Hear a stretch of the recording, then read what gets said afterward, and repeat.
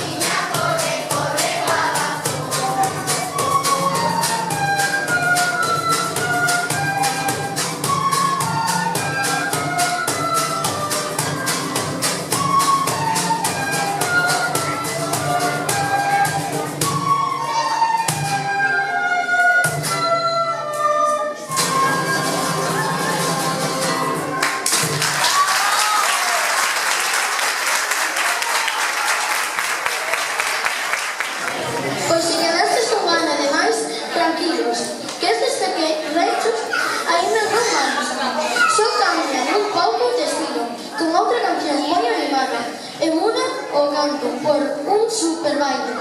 Pero, insignios, o estilo está asegurado. Agora, os alumnos e alumnas de educación infantil animan o Super Show unha canción de Chayanne moi quentinha titulada Mar de Tierra, que levan ensaiando unhas semanas coa súa profe Silvia. Por favor, un grandísimo aplauso para eles.